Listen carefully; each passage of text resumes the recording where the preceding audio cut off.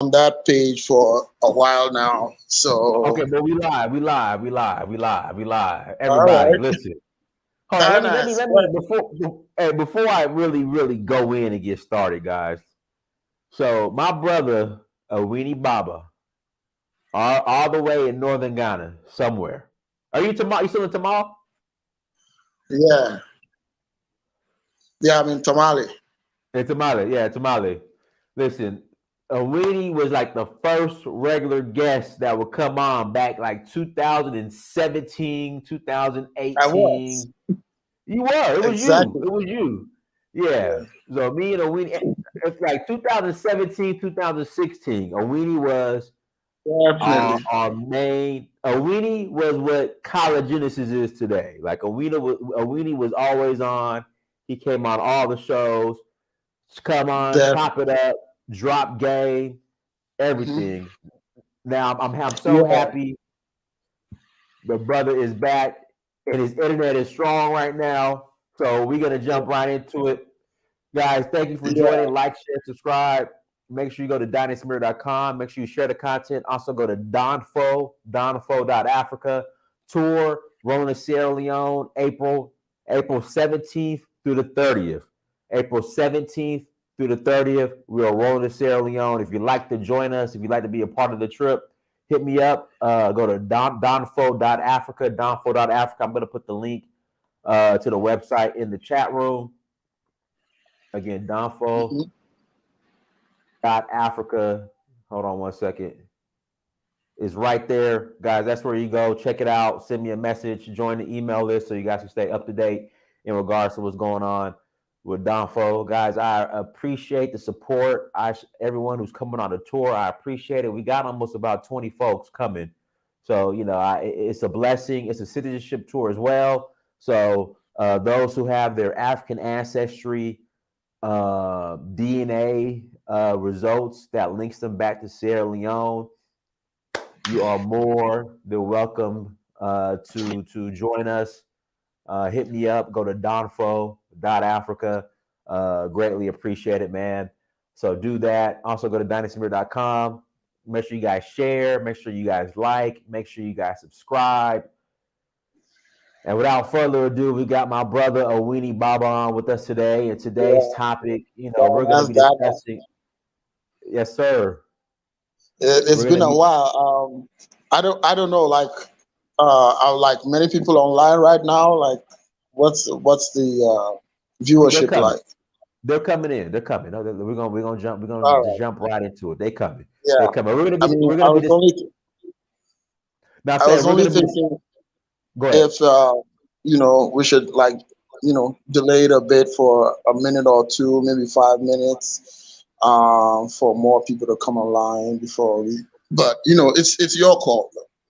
Well, let's do this. Let's go to the site real quick. So, guys, what we'll do, we'll go to the Donfo site. We'll go through that a little bit, and then we'll jump into it. So, Yeah. again, the site is Donfo dot Africa. Let me share real quick. Share screen. Break tab. Here we go. Bam, bam, bam. Right there.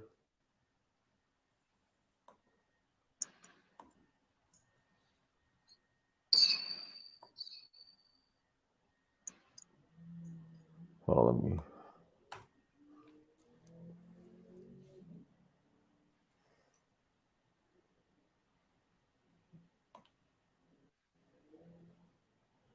Hold on. What's going on? What's going on? Internet is acting up. Internet is acting up. My internet. No. It's on my end. It's on my end. Let me Okay. close that out real quick. Hold on. It's on my end.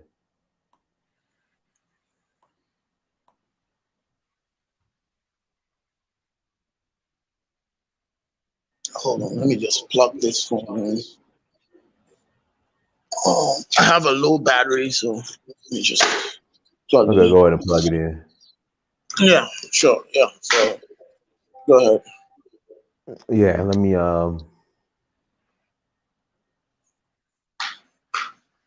the who?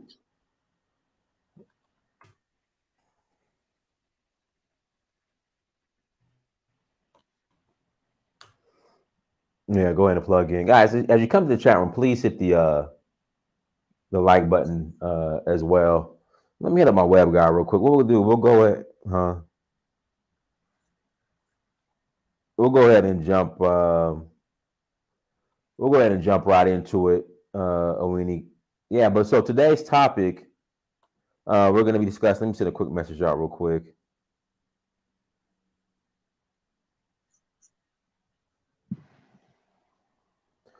What can Africa learn from this Ukraine Russia conflict or war? I mean, they're at war. So Yeah. what can they learn from this war? But Owini, like as far as from a Ghanaian perspective, like what are they telling you guys about this war? Like who are they trying to point the blame at? Who are they saying who's at fault? Like what are they saying in Ghana when it comes to this war? Well, it depends on who you're listening to. It depends on the media position on it. But I can give you the government position, and the government position is, pro U.S., NATO, EU, right? That's the government position Right. because I think Ghana has a non-permanent seat on the UN Security Council. They don't have voting rights. My country doesn't have voting rights, but I did see the representative from Ghana, berating Russia and, you know, pretty much taking the position of the West, which is so that's Ghana's like official stance on this issue. And but there are other media in Ghana, you know, like there's a station called Pan-African TV that's active on Facebook, that has a different position because they seem to look at it from the position of the history of all of this and how it came about with the fall of the USSR and the dissolution of the Warsaw Pact, which should have also seen the dissolution of NATO, which didn't happen, and the promises not to expand, east of East Germany, and all of these have gone on. So generally, I would say Ghanaians support like Ukraine in this, and they feel bad for Ukraine, and I also do. Like I mean, nobody wants loss of lives, and all of that. Innocent people always die in wars. And I remember I said this on your channel, like whenever there's a war going on, it's just two powerful people fighting, and those who pay the price are those who don't like directly benefit from the war. That's just the way I see it, and it's always been like that. So it's very sad what's going on, and you know we could draw some lessons from that, um, as far as many angles, but since you're leading the questioning, I don't want to go into other things, but generally the position in Ghana and the No, media yeah, is, we take your time, bro. Take your time. yeah. So I would look at this in terms of like what Africa's relationship with, for instance, Russia is, and Africa has had a relatively good relationship with Russia. I mean, Russia did not colonize Africa. That's a fact. Or any country in Africa. That's a fact. And so there are countries in Africa that see this, differently and do not take the Western position, rightly so. For instance, Zimbabwe, that has suffered years, of sanctions, Western sanctions, um, definitely would not, you know, take the side of the West against Russia, right? I mean, that wouldn't make sense. Eritrea is one country that voted, um, against U.S. intervention or let me say, the West or against the position that Russia invading Ukraine is wrong to start with. So, yeah, there are many facets, but maybe as we go along, we will, open this up and, but just to sum it up, the general position in the Ghanaian media right now is pro-Ukrainian, pro-NATO, pro-EU, pro-America.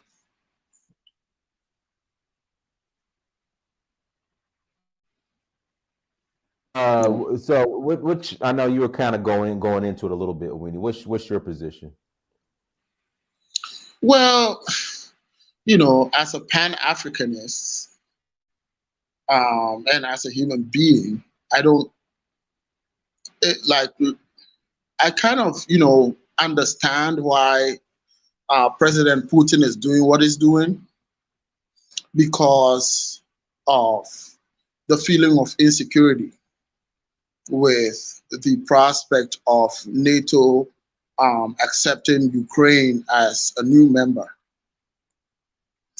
It's kind of similar to what happened when, the USSR or Russia wanted to have a base in Cuba that led to the Cuban Missile Crisis, right? And how America reacted to it, and something which Cuba is paying for till today.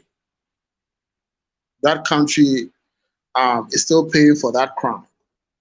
So, from an African perspective, I don't, I don't really like take an entrenched position because I think, honestly speaking, nobody is for Africa. Everybody thinks of their interests. Um, Africa or African countries should think about their interests in this. And as far as their interest is concerned, none of this favors Africa. All what's going on is rather like working against African progress. And so I would say this, like invasion was, uncalled for. I wouldn't say uncalled for, but I think that a different approach should have been used to try to diffuse the situation.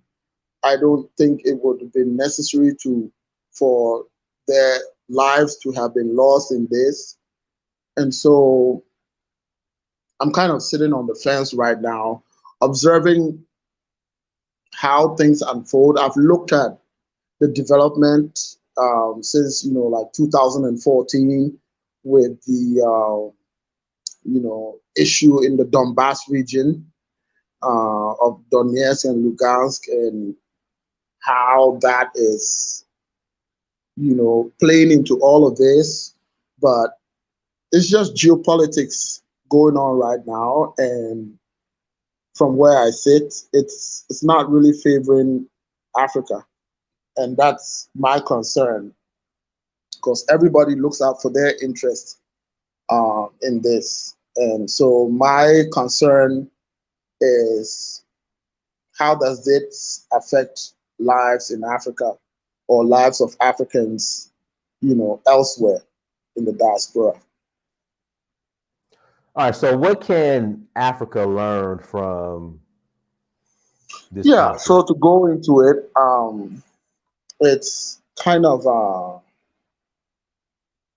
complex because we have a good relationship with, you know, Russia in particular, and I'll take it from the economic front. Economically, it's not helping Africa.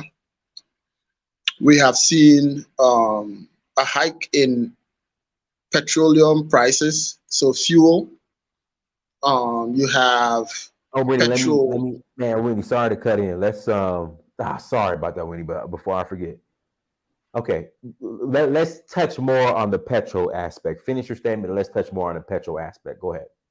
Yeah. So I'm gonna, the way my logic is I'm gonna deal with the effects it's having right now, and then profile or go in to look at If Africa had taken a more, diverse or, homegrown situation, we wouldn't have found ourselves in this problem in the first place. And so if you look at the effects it's having, I mean, fuel prices are going, soaring sky high. Last time I checked, a barrel of, you know, fuel was over $140 when it was a little under 80 a couple of weeks back.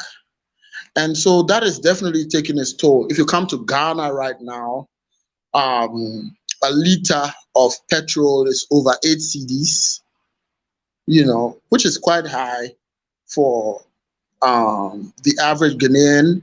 And what this translates into is that there there are increments in commodities and services. So if you wanted to move, and I'll give you an example from Tamale to Accra right now, it's about 155 cedis, when previously you could get that for maybe 120, 130, depending on which company you're going with. So that's about 25 USD. Yeah, Yeah. Okay. yeah, Because but that the CD is getting weak now too. Because like now it's like 6 exactly, CD for, exactly. yeah. Okay. Exactly, and that all feeds into what we're discussing is the over reliance on foreign produced goods and importing too much stuff into Africa. That's always going to weaken any currency because we're always chasing after foreign currencies, especially the dollar, and that is causing all of these problems with the CD, for instance.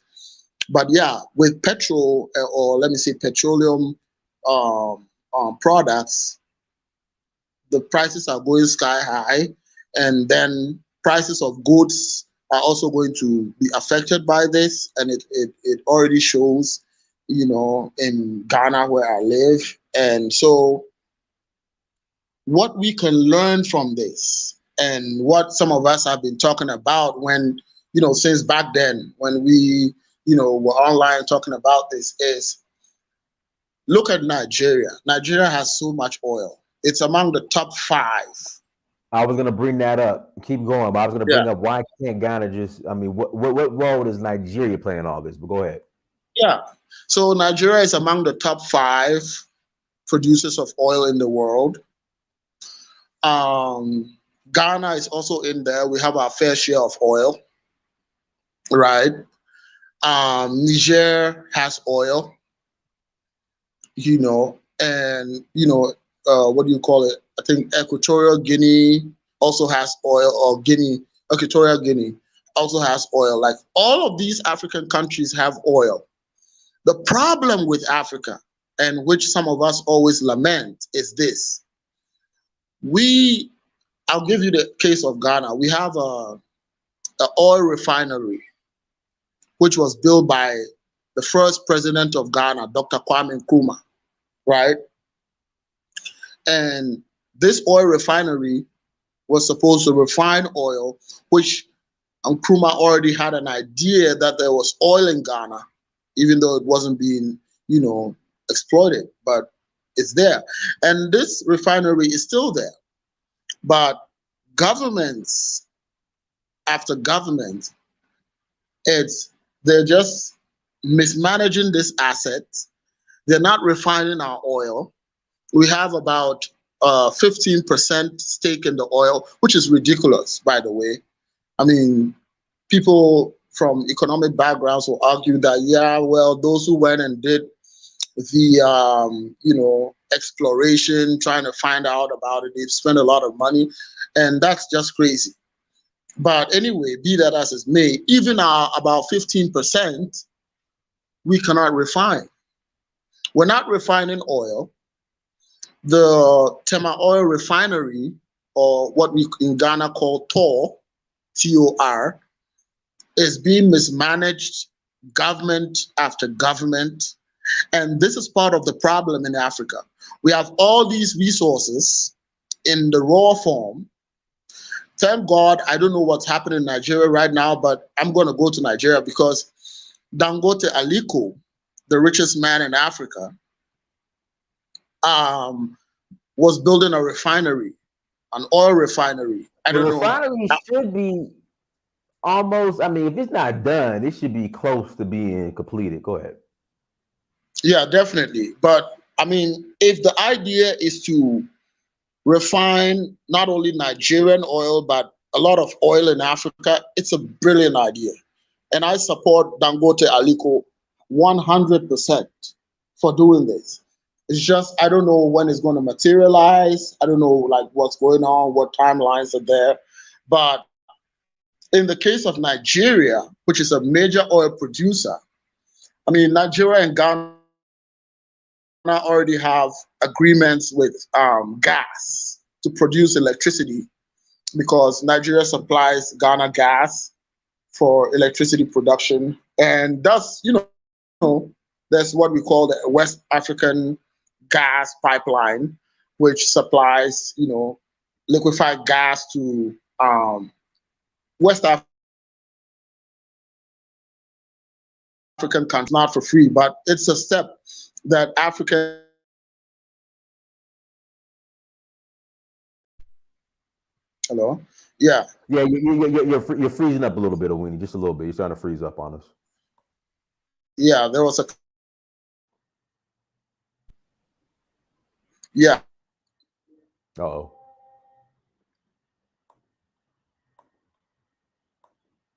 no, we got the circle of death now, guys. Look, links in the chat room. Please click on the link in the chat room. Again, please click on the link in the chat room. Also, guys, real quick, let's take a look at the site. Let's take a look at the site real quick. Weenie should be back on here shortly. So, tour Sierra Leone citizenship is available for those who qualify. How do you qualify? First step, African ancestry DNA test. Again, first set. That's what's called, the circle of death. First step, African ancestry DNA test that links you back to Salone. So, guys, for more information, go to the site donfo.africa. Again, donfo.africa. Please go back. Please go and visit the site, everyone. Again, please go and visit the site donfo.africa to learn more about what we're doing, who we are, where we're traveling to, all that good stuff. Oh, Winnie's back. Okay. Go ahead, Winnie. Go ahead. Yeah, so what I think is Africa is already doing a lot. Um, if you look at Nigeria, people may have problems with the Buhari regime, but I think the idea of giving Dangote Aliko the opportunity to build an oil refinery is a step in the right direction. I don't know what the capacity will be and whether it will be enough to supply not only Nigeria but other African countries.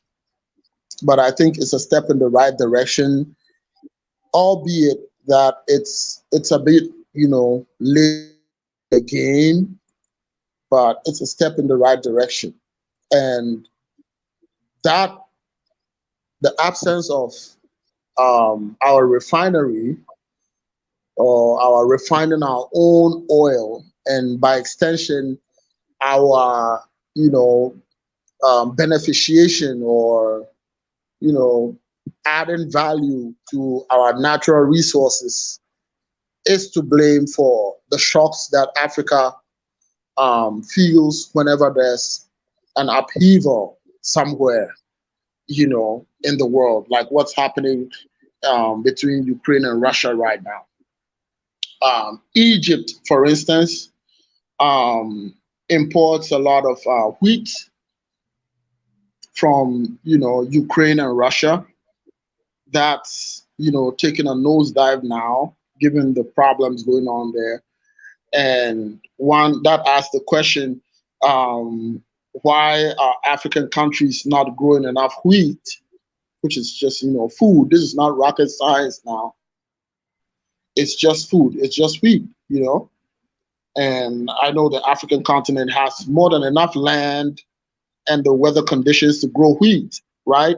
So why are African countries not taking advantage of this, especially to supply to countries that consume a lot of it? And we do as well, but it's just, Egypt and let me say the North African countries consume a lot of that, the products of that, they eat a lot of bread. I don't eat much bread, you know, but those countries consume a lot of wheat products, you know, and we should begin to look at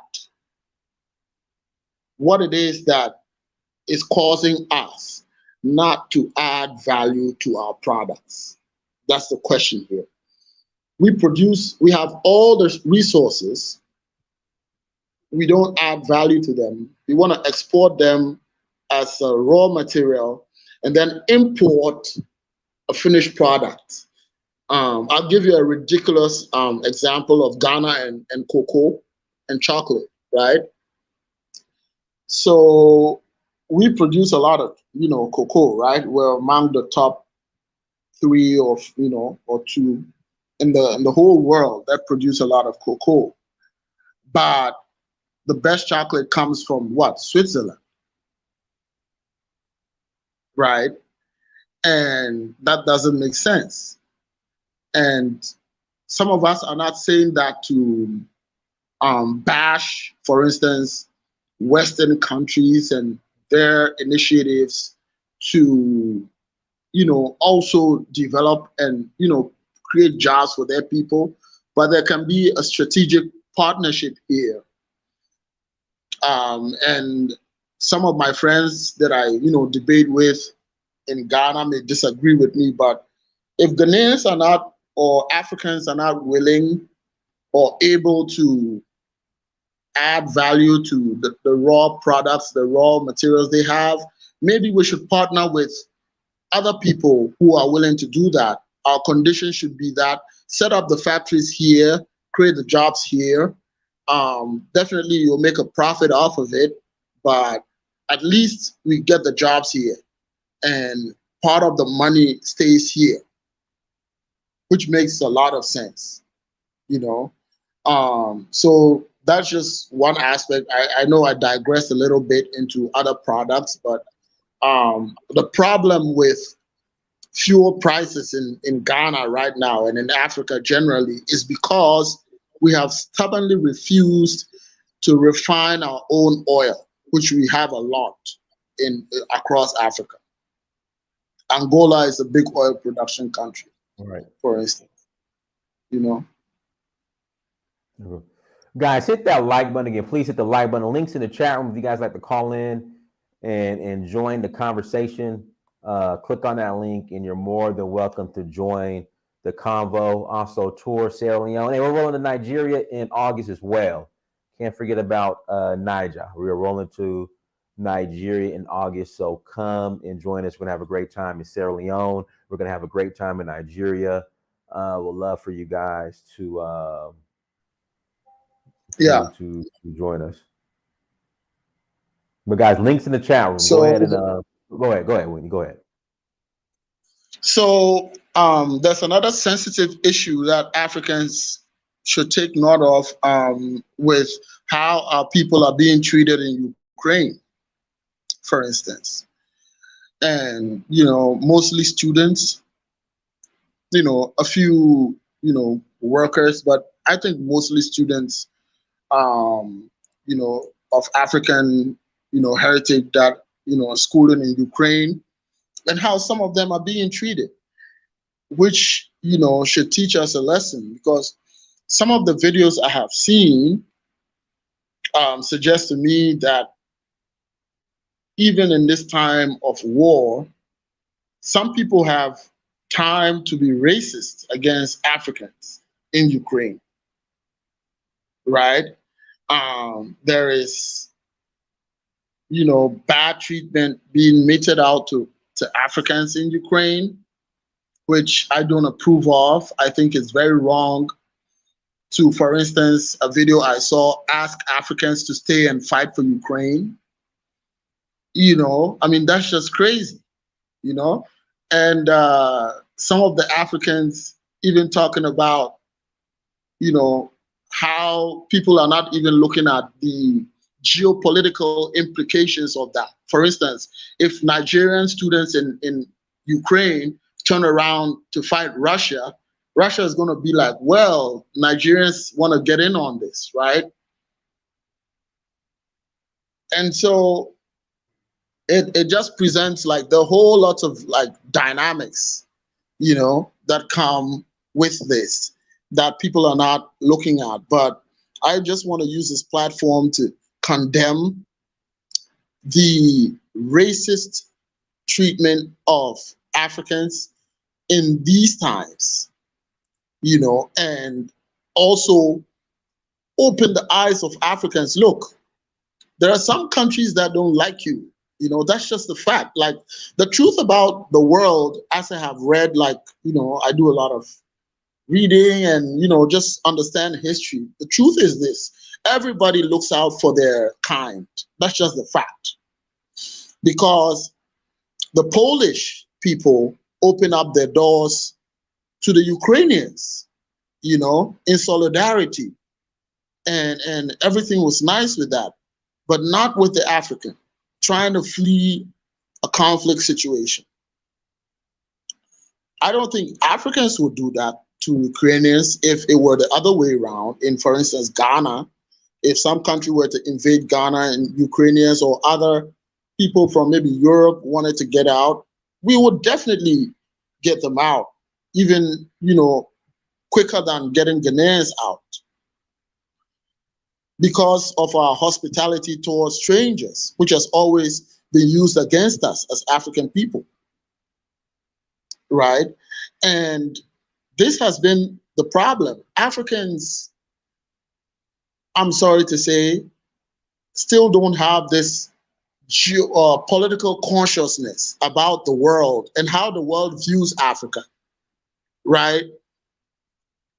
Most of the world that is, non-African views Africa. They view Africa as, a group of people that they want to take advantage of if they can. That's just a fact. If push comes to shove, they will sell us out. This is just a fact. We've seen it. I can give you many examples of where, whenever there's trouble, man, that whole oneness and, being one and being human beings and, humanity and all of that goes down the drain. And we're treated like shit everywhere we go. And I was particularly not happy about it, but somewhere down inside of me, I felt, well, maybe it's time these guys learned what some of us have been talking about, that guard your interests, develop your country or your countries. Don't put yourself in positions that would make people disrespect you. Because some of us, I'm a Northern Ghanaian, I'm very proud. Nobody takes advantage of me. And I tell it as it is, to whoever wants to take advantage of me. Some Africans think that, well, we can suck it up and, that we're all one and we're all human, which is true, but not everybody thinks like we do. That's just the fact. We have to face it. Not everybody in the world is thinking the way Africans are thinking. And that's what we need to get very clear. We don't have friends in the world.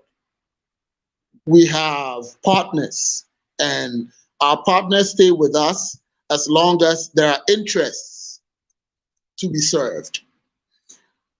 Once that interest is jeopardized or no longer exists, that friendship is gone. We should stop kidding ourselves that we have some friends in the world.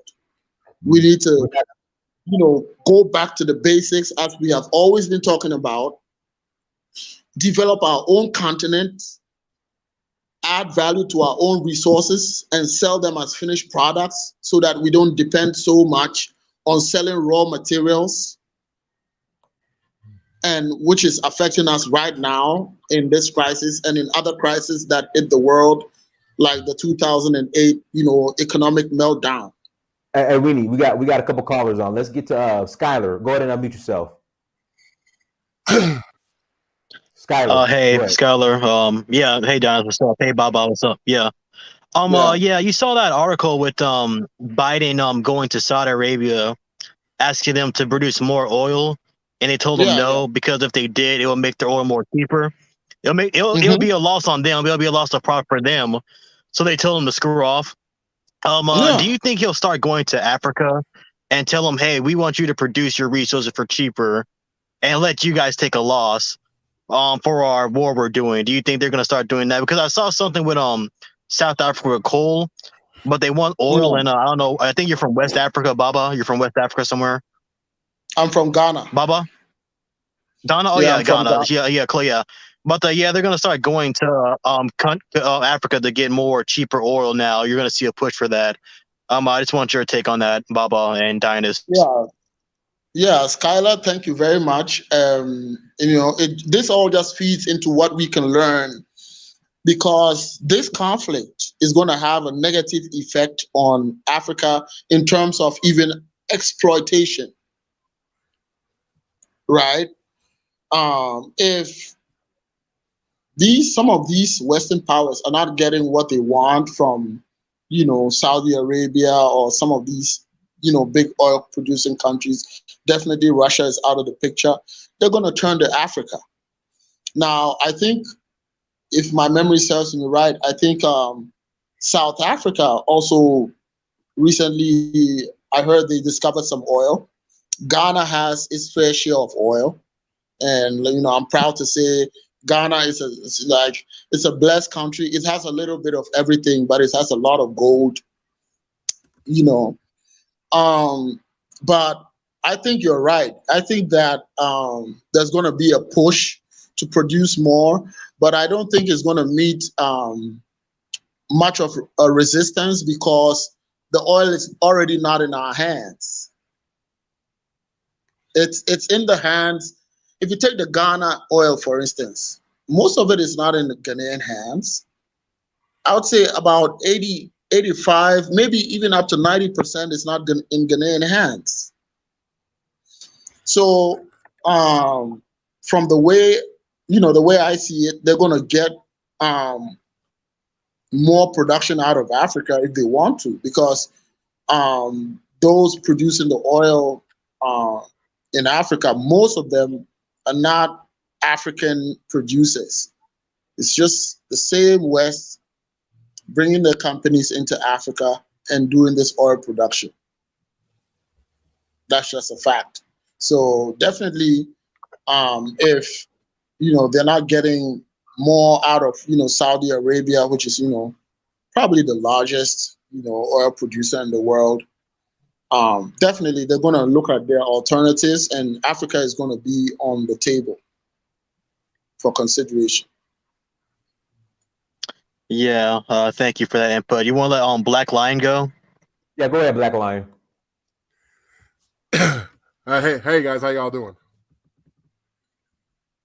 Yeah, good. That's good. Well, everything I'm listening to y'all, and I agree with Bob, brother Bob, 100%. I would like to add though, like a lot of people, such as Black people, were asking about the Russian invasion, and I'll be kind of frank with you. If anything, for Black people, a lot of people should, our community, particularly especially around the world, should watch it as a form of, I would say, like the Great Sun Tzu Art of War strategies, personally, because one thing Baba said that was very true is like, listen, this is global white on white crime. That's literally all it is. And the truth is, personally, I'm enjoying this because every day what they're not going to tell us is pretty much they're showing us how they do use their war strategies with the sanctions, the resources, and the land and everything. People were like, a lot of us, especially in our community, were so shocked as how Russia's walked into Ukraine. And it's like, did you guys forget and this is one country. Do y'all forget about the Berlin Conference? How multiple European nations just went to Africa like it was a Walmart, and literally did horrendous things to the continent itself. That, like, what they're doing now in Ukraine is really no different how the original slave trade originally started. So I'm not surprised at all why people are saying why it's so inhumane and everything going on. But Bob had a good point that was like, don't get it twisted. If anybody, the sad part is about community, we don't study European history as much as we think we do. The Europeans historically, even before they heard Africa, they will literally kill their own if that's what it takes for them to stay in power and to protect themselves. Yep. They'll do it. They'll Yep. kill every man, women, and child. And trust me, Yep. there was an African American Professor James Smalls. Even he says he's studied African history for years, but he saw European history. He even said, if anybody said the European history as what they do to survive and stay in power, the European history over there is so bad. They make the transatlantic slave trade pale comparison sometimes because they'll do things that we will never even think of doing. If they're willing to kill like we're seeing right now globally what's going on, if they're willing to kill their own that looks like them, especially since they speak almost the same language, imagine what they'll do to us. Mm-hmm. And that's what God take into consideration because they're not playing. Because like everybody's figuring out that it's just Russia. Imagine the entire European nation come out to the continent. We're saying we're not giving you our resources. We're done. We're tired of y'all. We're tired of being one slave. Everyone's, excuse my language, being one's bitch. We're tired of it. Screw you. We're done. We're taking all of our resources, and the only people who got access to the resources is our people who look like us and who are down with us. That's it. Nothing more. That's what, and we don't, and we understand. You think Russia? And the thing is, a lot of people especially our community, we don't understand war. We don't understand the knowledge of war. We have too much knowledge of Jesus and Muhammad to actually understand real war. Because in war, there is no mercy. They will do whatever in war. They will literally do whatever it takes. And the sad reality is, and the sad part is, I wouldn't be surprised if what Baba said was true. They will go out to the continent because Europeans today, they know how enslaved and colonialized Africans are because of colonialism. Even in our community and in the African Americans in America, we're more psychologically colonialized more than ever in this era than we ever were. So I won't be surprised they go to the continent and try to get resources from there, because a lot of us, let's be real, a lot of us have that, especially in the continent, have that white ideology that white is right, white is nice, white is divine. We still have that. So in a way, they have a good chance getting their oils and resources if they have to on the continent. And what's so crazy, if every ethnic group is in China are literally studying what's going on in Russia. Like it's like Sure. with the sanctions, the leadership, and the policies and everything. We're there, like, so I'm studying it every day. Like I feel sympathy in a way because human wise, but besides that, hell no. Especially since how they treat my people in Ukraine. So I'm just looking at as a lesson to see how far they're willing to go. If we would try, we would stand to other European nations and powers if we were in that same position. So in my opinion, unlike the foolish leader in the Ukraine, if I was one of the rulers or leaders in the continent, I will prepare now to make sure this will be prevented at all costs. Because there's no telling what they'll do to a black nation, to people who don't look like them and probably doesn't even like them, probably can't even stand them. Oh man, we're not welcome anywhere in the world. It'd be worse. Exactly. Well, look what they get to Gaddafi. But look what they get to Gaddafi. You don't have to imagine that hard. Just watch that video of Gaddafi, of him being raped with a knife. Exactly. But just to add to what you're saying, Black Lion, for some of us who study geopolitics, having a bi or multipolar world is much better for Africa. It keeps everybody in check. No like power would claim ultimate superiority, and therefore what it means is that no particular power can just go all out and bully everybody else and do what they want in the world. So a multipolar world, by that I mean a world where we have many powerful countries, is the way to go. And I think that favors Africa in terms of protecting Africa from attacks, like for instance what happened to Gaddafi that totally ruined Libya to this day.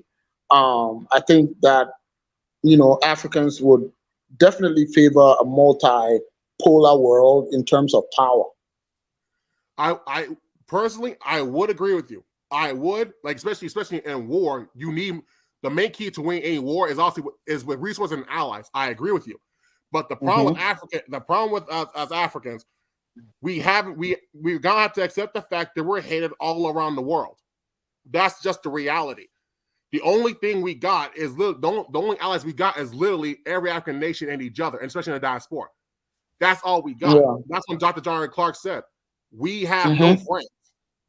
And we have no friends. It's a fact. And so all we literally got is a continent and a diaspora.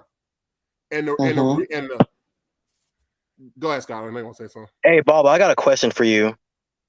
Are you in Ghana right now? Yeah, I am. Okay, I have can you go ask the people around you and ask them, what do you think is better to end generational poverty? Is to go to Europe for education or to stay here and develop our own nation, our own country? Because a lot of these people, they go to Europe thinking like the best way out of poverty is to go get a degree there, get some euros, get some USDs, and build up over there and just send money back. I think that's a lot of wrong thinking that people do, that they just go in Europe and stay there permanently and send money back as if that's going to change the permanent generational poverty back home, instead of just staying in your country and just developing it from the ground up. You know what Dinah said, build your own schools. They got build your own schools. I don't know what schools they got in Ghana. Just build things in there. Instead of sure. Because that's a more permanent solution as opposed to going outside to Europe where you don't have control of your environment. You don't have control of the situation. Just like now, and those Africans, they don't have control of what's going on around them. As opposed, if you're in Ghana, you have more control of what goes on around you. Personally, there's something I want to add to that. Okay. But also, I also want to say that the sad reality is not only do we have no allies as African nations from the continent diaspora. The problem is a lot of people say a lot of nations are getting involved with Russia because of NATO. Listen, if anything we did study in slavery, especially what was going on in Haiti and everything, especially since Mali kicked out the France military troops and everything, I'm telling you, like I said, these Europeans will literally break their own rules to stay in power. That's we don't understand psychologically how far they'll go for that power. We think that, believe me, if Africans diaspora and the continent really linked up and really say, back the hell off of us, we're done. Yeah. They will. I wouldn't doubt they break their own NATO contract to come find another way to colonialize Africa. Sure, sure. I would not be surprised if they want to go to that length because they use our resources as the ways for survival. And European culture, you mess with their survival, you're gonna see their inner nature come out, and you're just gonna be so inhumane. You're gonna be a part. You're gonna feel like, dang, I never knew how far they wanted to go. And the sad part is, and real quick about the African thing, I agree with the brother said. I'm sick and tired. I'm literally I'll tell you, of Africans living on to freaking white nations and make it sound like the white ice is better. We need to stop that mindset. My father's from Nigeria, and he came to America like it was a gold mine. In reality, it isn't. We need to stop that freaking mindset. And the sad part is, I feel bad for how Africans were treated, but I don't feel bad at that because their own ignorance is what got them in the first place. We need to stop thinking that Europe is like the divine world. That needs to stop.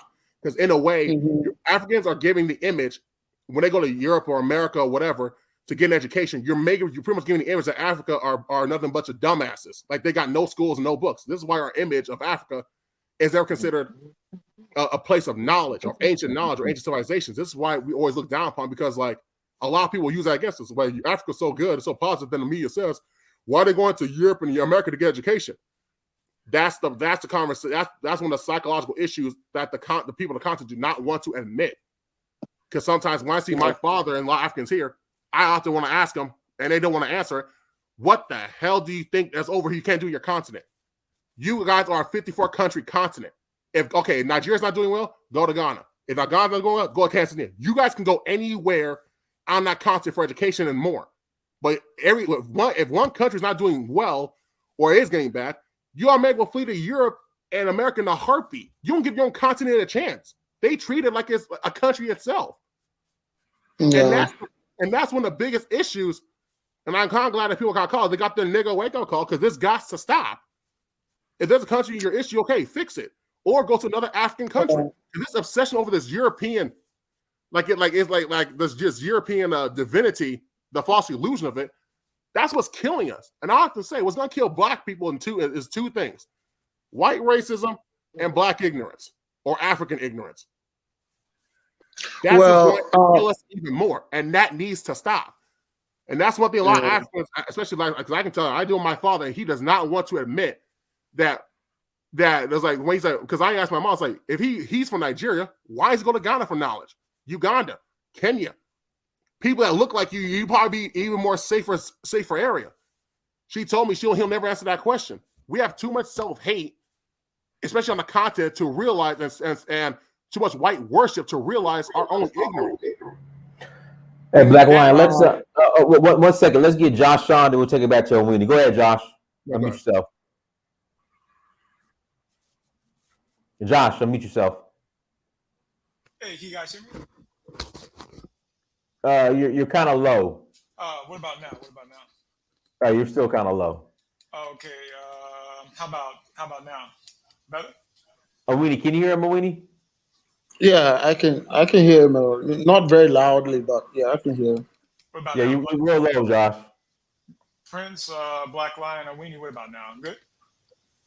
Good. Go ahead. Okay, yeah, you know what? And you guys are making a great point. What could Africa learn with this whole Ukraine-Russia crisis? Number one ally is not going to fit all. Like one size doesn't fit all. These days of really relying on the United States for support and backup. No, it has to be equal on all fronts. Now, what you're seeing in East Africa, for example, you're seeing countries like Ethiopia who do have allies with Turkey, the Emirates, Qatar, because they know, especially with Sleepy Joe, how he's really went hard. There's been 4 sanctions this year on 4 countries, and what do they all have in common? Well, they're all in Africa: Guinea, Mali, Burkina Faso, Ethiopia. I think he had a hissy fit with Somalia. He recalled the ambassador. But now he's taking sanctions off of other countries like Iran, Venezuela. And they need oil. Now, if you look at the countries they're going to go to, Equatorial Guinea, Gabon, Angola, they're going to say, hey, guys, we're going to need some oil. So, yeah, we're in a time of crisis. But what Africa could do, and I don't know if we could do that because some of those leaders in those oil countries they coon it up. They say, okay, we'll sell you oil. But here's the thing. You guys do got a problem in America. You have anti-black racism. You got police brutality. We want to know if we're going to sell you our oil because now you need us. You need to fix your problem over there. And it's funny. United Arab Emirates and United States was really almost slamming South Africa to take a side in this conflict. Well, black people abroad do not need to take a side, but wait and see. Because when it comes to Yemen, when it comes to terrorism is going on in Mali, in Chad, Burkina Faso, I don't see a global concerted effort helping in those Sahel regions because not only are they facing Islamic extremism, you got drought, you got famine, and stuff like that. So I think black people now are locking the horns in together and say, you know what, we're going to look out for our own because the young people, some of these old leaders in Gabon, Equatorial Guinea, they're going to always sell out. But I think now you need to realize not one ally is going to fit all because the truth, nobody's trusting the United States no more. I mean, would you? I mean, I think Putin said it best. They ruined Libya, which we know. But now, what are you going to do about it? How are you going to leverage it? You got the oil, you got the power, like Ghana, Angola. Okay, we'll sell you oil, but you know what? You got a little issue over there. Black people are getting turned up over there because they're tired of you trying to put them as the permanent underclass. So I think now is a big wake-up call. But you're right, Awini, or Skylar, I think Skylar or Black Lion said, when the Europeans come ask for resources, they want to permanently remain in Africa because didn't they try to assassinate some French soldiers? Didn't they get caught in the Central African Republic trying to assassinate the president? I thought I heard something on there's pretty much a civil war going on between the president and terrorists that were backed by France. The president, he had Russia mercenaries to help him. Yeah. That's why you saw a lot of protests supporting Putin in Central African Republic. Like if you look on some website or like African newspapers, they show people supporting Putin because Putin is helping these African countries like kick out France with their military mercenaries, and that's why you see a lot of like anti-Russia sentiment coming in Africa, or like they're trying to put on Africa because Russia is helping them logistically to kick out France. The Central Republic of Africa that was a big example of that.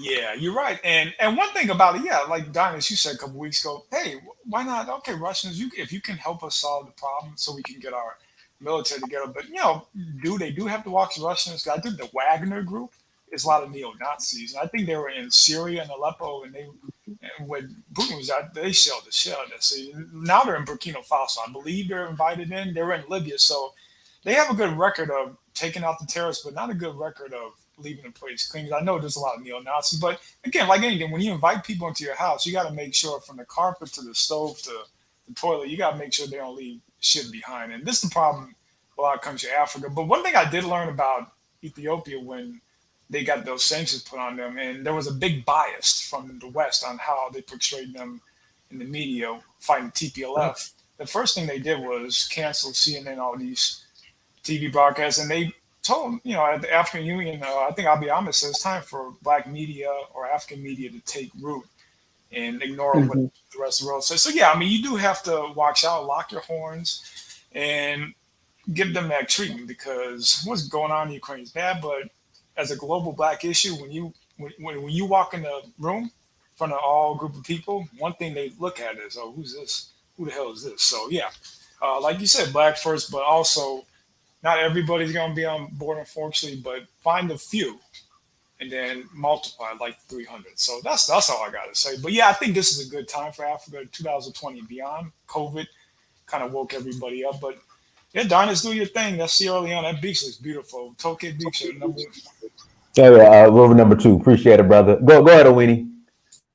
Yeah. So if my memory serves me right, I want to pick the comments that have been made by Tyler, Black Lion, and the brother that just came on, forgot his name, but to tackle the issue of why Africans are going abroad for education.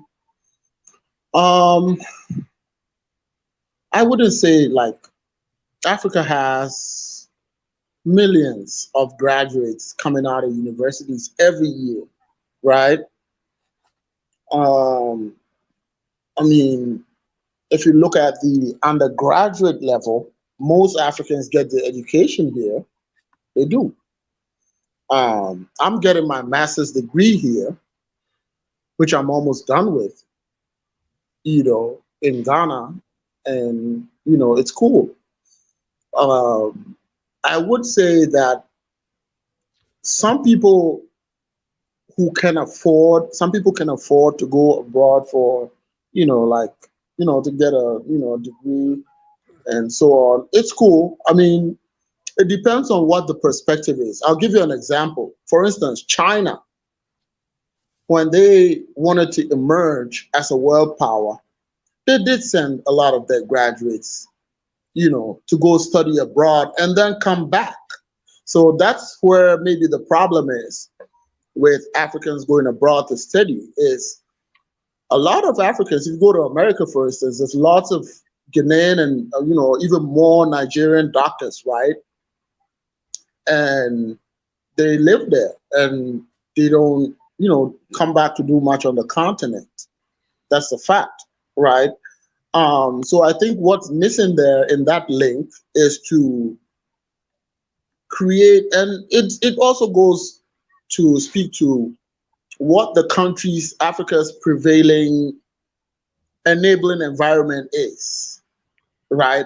For instance, if the government in Ghana creates a friendly business environment for Africans to come back home, and I'm not talking only Africans who just recently left, but even African Americans to come back home and bring their skills and integrate into the system, or do business, run businesses relatively smoothly, not with a lot of tax burdens or permit burdens and all of these things. If governments were to create these enabling environments, I think a lot of people would opt to come home, right? A lot of people would. So and I'm going to ask, more people, but I have been, I'm in this community of people who study, and I'm doing my master of philosophy right now, and Okay. I know other people who are also doing their masters, in different programs, and what I think is, people just Africans in general, just try to look out for themselves. And it may sound bad, but that's because there hasn't been a national consciousness built into most African people. If you speaking to me, I am an outlier. And Dinas knows this, going to Africa a lot. Not many people have this African consciousness. That's just a fact. If you Yeah. want, just go on the streets and ask people random things about Africa. They have no clue. And not because they don't have access to the information, they just don't care. They don't want to know. Or at least they That's have true. not been, their appetite, for that has not been, tested or put, people have not been pushed to become Pan-African and to True. think African. And that I goes agree. back to the education that we have in Africa. We have a Western legacy education. If you come to Ghana, Yeah. it's a British legacy, pretty much. Um, we used to have the O and A levels, which we copied directly from the British. We have a relatively different system now, but if you look at the curriculum, it doesn't teach you to become Pan-African. Some of us got it from our parents and from, reading a lot and hanging out with a few people. We were lucky. Some of us were lucky hanging out with a few people who, have Pan-African thought and consciousness. So Very true. No, I agree with that's that. a big part of the problem. The consciousness of, yeah. So the consciousness of African people in general is a problem because we have not gotten that education, and which also goes back to the kind of leadership we have. And the kind of leadership we have is a leadership that, designs the educational system, Mm-hmm. right? I agree. The Ministry of Education, what they put into the curriculum and how they design the education that people are supposed to have. All of this feeds into the consciousness and what people think about themselves, what Africans think about themselves. Unfortunately, and as Dinas will agree with me, most Africans are not Pan-African. They're not conscious. That's a fact. Yeah. And no, I heavily agree with you. But that's the problem though. It's like if Africa is literally looking at Russia right now and see what it's doing to Ukraine, what they're doing to their own European. So No, I agree. what you have is individualism, and people. Is he? Hey, yeah, he froze up on us. He'll come back in a second. Guys, make sure you hit that like button again. Please hit the like button. Let's wait for Awini to come back on. We're gonna go ahead and close out here shortly anyway. Guys, tour Sierra Leone rolling in April. If you're interested in coming, please hit me up. Send me a message and we will get you connected and all that good stuff. So let's wait for Awini to join us again. That's that Tamal Wi-Fi up there in northern Ghana. So He Kamasi? Oh, he's in where is he? Wow, Kamasi? he's in Tamal. It's It's north. Yeah. Oh, okay. Yeah. So that's where he's but yeah, thanks for the show, yeah, thanks for the show, Dinas. I'm about. Thanks, Black Line, and see you, Bobby. Great show, Dinas. See you, man. No problem, man. Okay, for sure. But Sorry for the break. He's coming back. Oh, he's back. Go ahead, Awini. Okay. He froze up on us. Hello? Go ahead. Yeah, Awini, go ahead. Can you hear us? Awini. Yeah. Yeah, finish yeah. it. Go ahead. So yeah, you need to understand. Some of you who live, like most of you who live, in America, for instance, you know firsthand what it means to be African living. Learn that when they go abroad, and most of them learn that when they go abroad, and the response to that treatment is, well, let me suck up to it because I don't have a better option back home, and let me, work a few years of my life and get out of here. Most people, that's like the thinking. Whether that's the best way to think, well, that's up to you to judge. But I think that there's a leadership problem in Africa where we have a lot of leaders who are not giving Africans the education they need, Mm-hmm. education that gives them that sense of pride, that sense of, being I an agree. African and wanting Africa to succeed, and doing their best to make Africa succeed. I agree. And because these leaders are not doing that, they are teaching the young Africans to also be greedy and look out for themselves. Because what our Mm-hmm. leaders are doing is they're selling out Africa. That's what they do. Oh yeah. Right? So that links into the other discussion that Black Lion was having of why we're not using our resources as a bargaining chip. Yeah. Yeah. And was it Black Lion or the other brother? But why are we not using our resources as bargaining chip?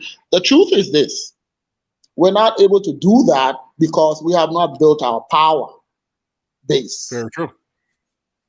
What we're Africans are living off of and have been living off of since most of us gained independence in the last 100 years is we've been living off of exporting raw natural resources, living Yeah. off of grants and so-called free money, which is not free anyway. Uh, and we don't get the maximum, output out of our resources, even human resources. We don't get the maximum out of them. Mm-hmm. Is the answer to complain? No. I think that Africa is ripe for something. African youth, for instance, in Ghana, they want jobs. A lot Yeah. of them have gone to school, and that's kind of, it also pushes into the debate about the brain drain syndrome Yeah.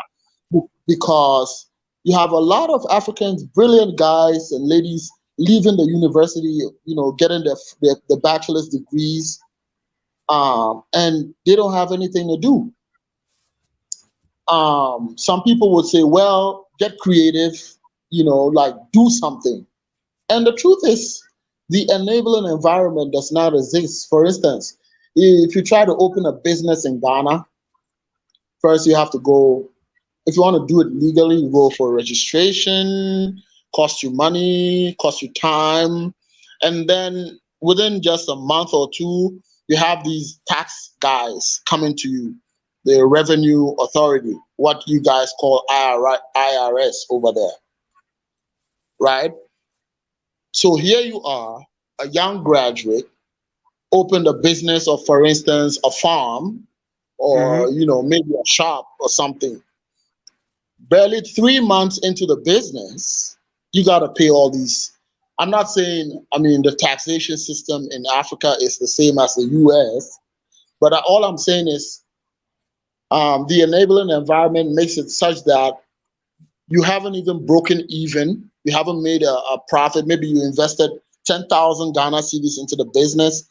You haven't gotten it out of the business yet, and you have to pay all these taxes. And if you're unable to pay, some of these government agencies will be like, well, you're making money and you don't want to pay taxes, so we're shutting you down. And a lot of people would pay those things. Another problem with young graduates, I can give you several examples because I'm one of them. Is, for instance, you want to go into rice processing because Ghanaians consume a lot of rice. So you want to just process the rice or market rice. You don't have the money to start it as a business. You don't, because the seed capital is not there. No bank is going to give you money because you don't have collateral. You don't have a car. You don't have a house. To act as collateral for this loan to start the business. So what's going to happen? So it goes back to like bad leadership in Africa. That's just like I agree. a big part of like bad leadership and African leaders not caring enough about Africa. I'm sorry to say that, but the evidence suggests so, because a lot of them invest their money abroad. They don't invest even the stolen money in Africa. They don't. They invest it abroad. They buy big houses abroad. They buy big houses in Europe and America. And, they suck their country dry. There's no money in the system. So a lot of changes are going to have to take place. I think the youth in Ghana, for instance, are beginning to agitate for, better systems, and it's more vocal now, and people are really getting into it. But until we get there, we're not gonna, get anything out of these leaders, because they're in charge of the national purse, and they decide what should happen in the country, the educational system, what goes in there. For instance, there's an ideological war going on in Ghana right now with the current party being anti-Nkrumah, because of, some things that happened in the past and so on. So they're not going to promote like Nkrumah's policies, but Nkrumah is the greatest African that ever existed in the last 1,000 years. That's I don't know according to African history like that, but and from African American perspective, he was a great leader. Personally, he was a very respected leader. And he was. Yeah, and he did. Like he's like the Marcus Garvey of Ghana. Exactly, and he did create the bridge. By the way, he and Nkrumah realized some of the dreams of Marcus Garvey outside of the diaspora, and did it. The Black Star Line is there. It's one example, and he did open up the country for African Americans to come to Ghana. Malcolm X came to Ghana. W. Du Bois came to Ghana, died in Ghana, and he has a center, just by the American embassy. I want to believe. I don't know if Dinas went there when he was in Ghana, but you know what? I've never been to the W. Du Bois Center. I've never been. When I came to Ghana, I've never. Oh, seriously? Yeah. Oh, wow. Never. It's a nice place, It's a nice, location, cultural center, good location, and so just for us to understand and to link back to what it is that we are refusing to learn from all of these upheavals in the world, like the one that is happening in Ukraine right now. And that is, knocking us, on the head to get up and learn, is this. You have to build your power base. Every race or group in the world is respected because they have power. It's not because anybody likes them. India is respected because they're virtually 1 billion strong, and they have their stuff going on. China cannot be ignored by anybody. Russia cannot be ignored. Africans don't want to build the power base because they have all these leaders who don't really represent the interests of Africa. And we have. I agree. No, finish. I'll wait till you're done. Go ahead. So we have a lot of puppet leaders. I'm sorry to say that, but that's the fact. Puppet leaders who get elected, and some of us, I think democracy is beautiful, but I think in the US you have what you call the electoral college and the popular vote, right? Right. Yeah. So in Africa, I think we should do the same thing, because you have a lot of ignorant Africans who vote for parties based on ethnic sentiments We or got. Listen, it's here in America too. I mean, over just Mhm. about 90% of Black people vote for the Democratic Party. I don't get it. So And it's Yeah. here and too. yeah, and we still they at least get anything at that party, not at least one thing. Mhm. Yeah. So I think that what we need in Africa is to maybe experiment with, if we can get a number of educated people to form the electoral college that eventually decides who leads this country. And there are a lot of educated Africans who can actually weigh a person's thoughts and like his vision for the country through, debates and what have you, and their background and so on. But to throw it to the average African population that is not conscious right now of who actually represents their interests, is a bit, of a disservice, in terms of Of course. democracy. Because if you ask, for instance, I live in Ghana. If I go out and I ask somebody, okay, NDC or MPP, which one do you like? If you're like, well, I like MPP. Why? What is superior about MPP in terms of policy, and like what they have done for Ghana or have promised to do? They can't tell you. So to have this system of people who don't really give a damn about what the political message is, and what the ideology of a particular party or an individual is, and what the person can do for the country. This Yeah. is like really working against Africa, and it's making us elect puppet leaders. Basically, they just like go with the populism, go with, well, if I come from, for instance, the Akan ethnic group, where the majority Mhm. and whoever is an Akan and like the predominant party that's Akan, we're voting for them. We don't give a damn if the other party has a better option or not. Even though that's no, I agree. That's the irony. Is like in Ghana, there's multiple ethnic groups like Akana, Ashanti, and Sanet. Even I'm questioning the tribalism. Like, how can y'all be tribalists and y'all living literally in the same damn country where all y'all literally benefit off the natural resources and the land? How y'all Hmm. still have this grudge and fighting, even though the Europeans and Europeans that have done more damage to you historically than your own tribes ever done to each other? Yeah. And that's kind of like this. And yeah, I agree. That's like the sad reality. You're still like Yeah. you're still raising the new generation that mentality.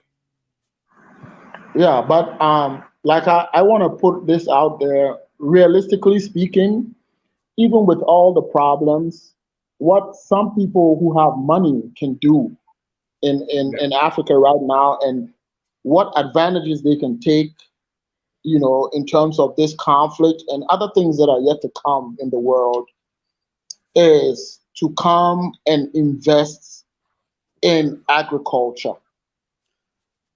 yeah, Food never goes out of fashion in Africa and in the world. Invest in agriculture, invest in farming, come establish a ranch, get a, what do you call it, a commercial farm. Even with all the problems, you're going to get money for your products. You yeah, will. That I can assure you. yeah. So I agree. yeah. So I think that Yeah, I was gonna say. Africans. Mhm. Go ahead, Renee. Go ahead. Finish. Go ahead. So I think that Africans, both in Africa and in the diaspora, especially in America, I know there are challenges, with doing business in Africa and so on. But if you manage to pull off a big, maybe cooperative, like Dynas knows a lot of people, come together, get some money together, do it together, because the more money you have, like the bigger you can do it. Just do one farm, do an integrated farm, do a big farm of maize, soybean, rice, do a bunch of cattle, you know, it's gonna pay off. I'm gonna give you that. If you keep a close eye on it, and all of that, make sure it's well managed, it's gonna pay off because food is a commodity that is in high demand everywhere in the world right now for several purposes. So realistically speaking, Africans could have filled the void that is being created with this Ukraine-Russia problem in, for instance, Egypt and most of North Africa by growing more wheat and selling it directly to Egypt. You may not even need to send it over there. These guys will come wherever you're at and buy it off of you. Just take it off of your hands. Hey, what we'll do, we'll go ahead and close out, brother. Awini, before we close out, or while we close out, go ahead and tell everyone where they can reach you at, where they can subscribe to your channel, where they can find you, all that good stuff. Yeah, so you can reach me on 0249 831 251. That's my WhatsApp number. Say it one more time, Awini. And they need the 02 country code. So that's no, the country code. That's 232. Oh no, what's Ghana? 2323. The country code for Ghana. Yeah, the country code is +233. +233. Okay. So if you're using the +233, then you have 24 98 31 251. That's my WhatsApp. Okay. And I started a YouTube page, which honestly, because I'm in school right now, I've not been busy on, but I have a few videos on there called African Revolution. You could find it on YouTube. But what's the name of your page so they can go subscribe? African Revolution. Yeah, I can send the page for subscription. Okay. African Revolution. So just hold on. Let me just put this in the hold on a sec.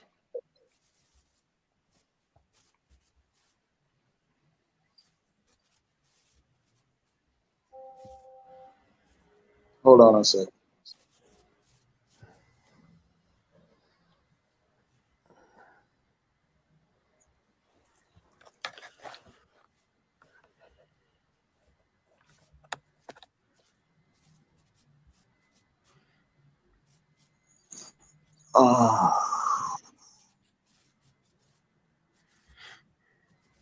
Hold on. Okay.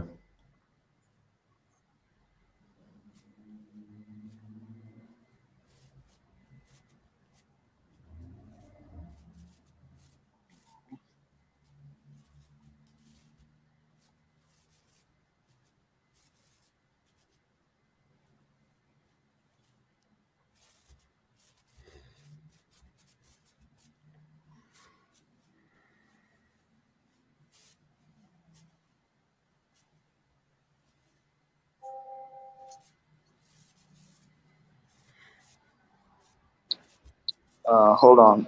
Put it. Okay. I put it in the private chat. I don't know. Okay. Yeah, I got it. I got it. I'm about to post it. I got it. Okay. Yeah. So just to wrap this up, like what can Africa learn from this conflict and by extension other situations happening in the world? What it does is it's kind of a wake-up call for Africa. And it exposes our vulnerabilities, like makes us see how vulnerable we are to these external shocks. And it also tells us to wake up and begin to produce on our own, and what that means is adding value to our raw materials whether it's in the agricultural sector, whether it's in the petroleum sector, the oil industry, whether it's in construction. These are the things that eventually will make Africa a world power, to make it more, of an equal partner in these games that are taking place in the world. If we're gonna sit back and always, take handouts from people and take money from IMF, money from the World Bank, and so on, and we don't even invest it in productive sectors of the economy, it's not. I'm afraid we're not going to make that much progress. But also to chip in, like I said before, there are opportunities that this issue in Ukraine presents for Africa, is to provide alternatives for people or countries that used to import products from Russia and Ukraine, particularly wheat. So those who can, begin to look at how to go into the production of some of these things. Somebody may say, well, the conflict may not last long. So, does it really make sense to do this? It does. Because if you're producing in Africa and you can match the quality and price that Ukraine and Russia are providing, then you're going to, find yourself, in a good position in the market. Exactly. Yeah. I agree. Oh, cool. Hey, everyone, thank you so much for joining. Like, share, subscribe. Make sure you subscribe to Awini Baba's. Go ahead. No problem. Let me say what I was saying. As I said earlier, listen, if eight black people from a continent and diaspora can learn from this Russian-Ukraine war, watch it, learn from it, and study it. Because, like I said earlier, don't be surprised. Don't be surprised if they're willing to kill going this far with their own race of people in Europe. Imagine what they want to do to Africans just to get some resources. Remember that. Study them, learn from them, and prepare. Because don't be surprised a couple of years from now of how far they want to go to come after our resources. Europe alone will literally destroy their own. Will really get rid of their own laws in order to attain power. So don't you think they won't do the same thing to you? No matter how many laws they got, they will do whatever it takes to make sure they stay in power. So be prepared. Learn from this experience. For sure. Hey, everyone, thank you so much. Everyone, thank you so much for joining. Like, share, subscribe. Awini, don't be a stranger. Come on next week. Until next time, family. Donnie Tamir, search for Huru. Yeah, I'm in a different town now. So, Peace. See you. All right, peace, brother. Yeah, bye. Yeah.